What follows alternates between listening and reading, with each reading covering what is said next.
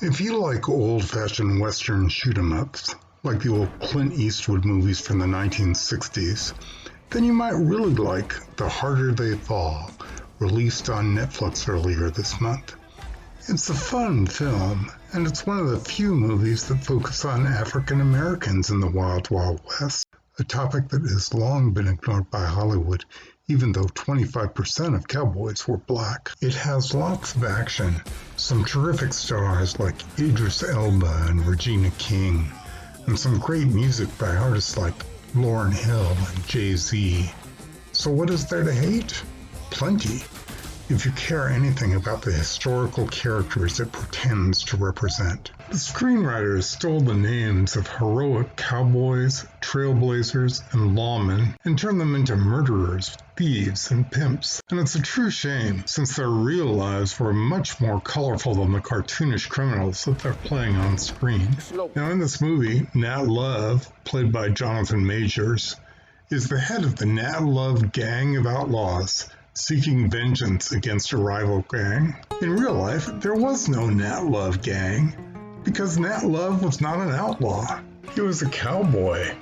He won awards for roping cattle and riding horses, and he led large herds of cattle across the plains, protecting them against rustlers, stampeding buffalo, and native war parties. As shown in these illustrations from his memoirs, on one cattle drive, Nat was nearly killed by a band of the Kiowa Nation raiding the herd. Fortunately, this band happened to have a number of warriors with mixed heritage, African and Kiowa. So instead of killing him, they adopted him, and the chief offered him his daughter to be his wife to seal the deal. After pretending to go along, Nat sneaked out of camp in the middle of the night, grabbed his horse, and rode bareback, practically non-stop for 100 miles until he rejoined his fellow cowboys.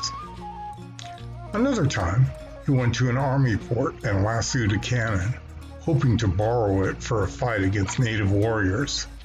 He was quickly arrested for trying to steal government property, but his friend, the famous lawman Bat Masterson, stepped in to make sure he went free. Masterson, an associate of Wyatt Earp, reportedly told Nat that he was the only cowboy he liked. After taking a job with the railroad, Nat eventually settled with his wife and daughter in Los Angeles, but in his memoirs he wrote that he would always cherish a fond and loving feeling for the old days on the range.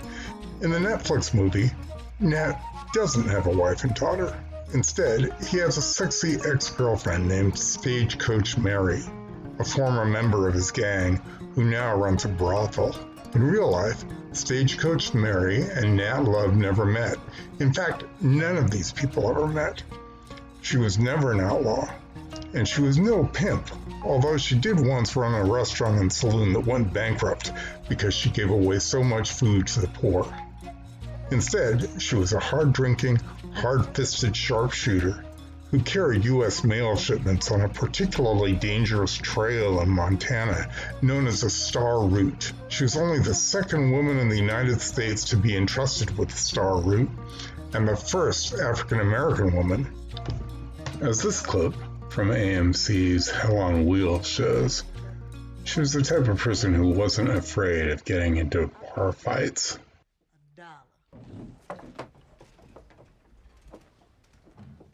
One punch, $1. And what happens when I don't go down? I imagine you boys have thoughts on that already. And what about the sprightly poodle who's But she was so popular among the local townsfolk that when her birthday came along, they shut down the school and treated it like a holiday, which could happen a couple times a year since she wasn't exactly sure of when she was born. And she was a huge favorite of the local baseball team, bringing them flowers after each game. In the Netflix movie, Stagecoach Mary had another love interest, a transgender outlaw named Cathay Williams, who doubled as a bouncer in her brothel. Again, in real life, none of that was real. In real life, Cathay Williams was a former slave who, after escaping her plantation, went to work for the Union Army, working as a laundrywoman and a cook as she followed the troops through battle after battle in Arkansas, Louisiana, and Georgia. Once the war was over, she returned to her native Missouri, but by then she was so entranced by military life that she put on a man's uniform and joined the Buffalo Soldiers as they left for the western frontier, ending up in the heart of Apache territory in what is now New Mexico. Although hundreds of women fought in men's uniforms during the Civil War, including some transgender individuals, she is the only known woman to have served in the Army during the Indian Wars of the western frontier. She stayed in uniform for 2 years until her gender was discovered, but even then she continued to work for the Buffalo Soldiers as a tailor and a cook, apparently even marrying one of the soldiers. This is purportedly the only known photograph of her, together with a picture of one of the forts where she served. Rounding out an Outlaw's mythical gang of outlaws were 2 other real-life names from the Wild West, Jim Beckworth and Bill Pickett. Jim Beckworth in the movie is a gunslinger, eager to prove that he's the fastest gun in the West. But the real Jim Beckworth would have looked at that movie character as some brash young punk. The real Jim Beckworth was a tough mountain man who moved into the Rockies in the 1820s when it was still almost wholly native territory. As a skilled fur trapper, he got adopted by the Crow Nation and married the daughter of the chieftain, aiding them in battles with their enemies 150 years before Kevin Costner did the same thing in Dances with Wolves.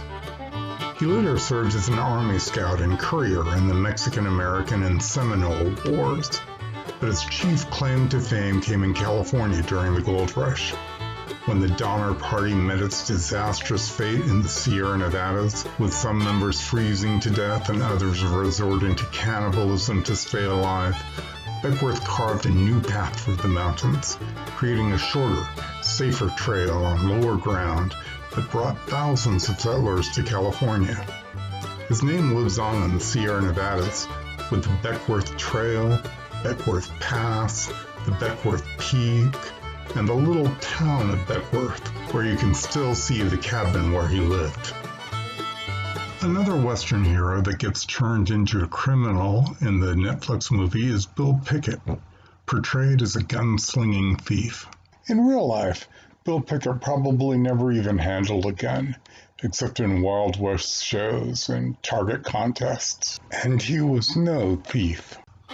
Instead, he was a rodeo star, one of the most popular rodeo riders in the 1920s and 30s, attracting white and black audiences even in the heavily segregated South.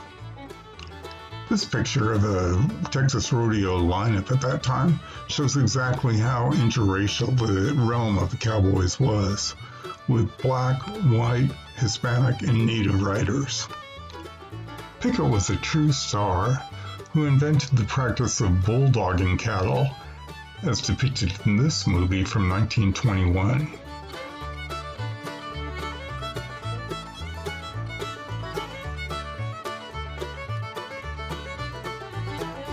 He starred in a couple all-black Western movies at a time when Hollywood was more segregated than even the rodeos, and, unlike his movie counterpart, who was killed by being shot in the back by a rival outlaw, he died at the age of 61 while still doing what he loved, trying to tame a wild bronco.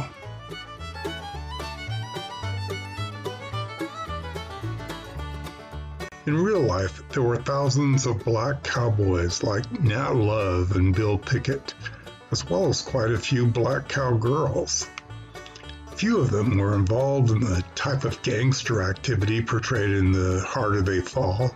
That movie insults their memory to suggest that they would be. The Harder They Fall features 2 real-life lawmen and 2 real-life gangsters, but even then it gets the story wrong. I'll talk more about that in the next video.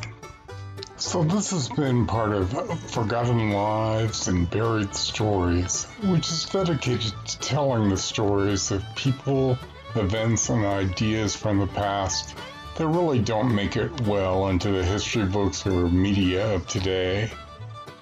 I hope you liked this video, and if you did like this video, I hope you'll hit like and subscribe so you can see more videos like this.